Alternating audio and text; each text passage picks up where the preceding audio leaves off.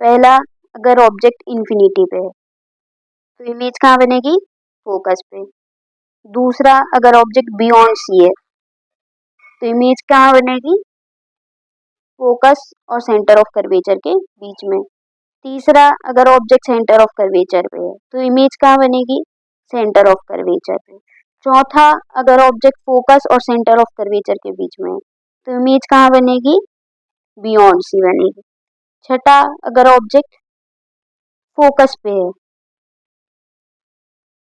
छठा क्यों, चौथा, पांचवा, अगर ऑब्जेक्ट फोकस पे है तो इमेज कहाँ बनेगी? बनेगी ही नहीं, या फिर हम कह सकते हैं इन्फिनिटी पे बनेगी।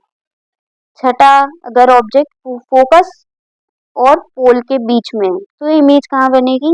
ये एक्सेप्शनल केस, मिरर के पीछे बनेगी। कैसी बनेगी? वर्चुअल एंड इरेक्ट बनेगी। कैसी बनेगी? इनलार्ज्ड बनेगी। ठीक है। अगर ऑब्जेक्ट इन्फिनिटी पे है तो इमेज कहाँ बनेगी? फोकस पे। कैसी रहेगी? पॉइंट साइज इमेज रहेगी। अगर बियॉन्ड सी है तो इमेज कहाँ बनेगी? फोकस और सेंटर ऑफ कर्वेचर के बीच में। कैसी रहेगी? डिमिनिश्ड इमेज रहेगी, मतलब छोटी रहेगी। अगर ऑब्जेक्ट सेंटर ऑफ कर्वेचर पे है तो इमेज कहाँ बनेगी? सेंटर ऑफ कर्वेचर पे ही बनेगी। कैसी रहेगी? सेम साइज की इमेज बनेगी। कैसी बनेगी? सेम साइज की इमेज बनेगी। और हर इन तीनों केस में इमेज कैसी है? Real and inverted. चौथा, अगर ऑब्जेक्ट फोकस और सेंटर ऑफ कर्वेचर के बीच में है तो इमेज कहाँ बनेगी? बियॉन्ड सी बनेगी।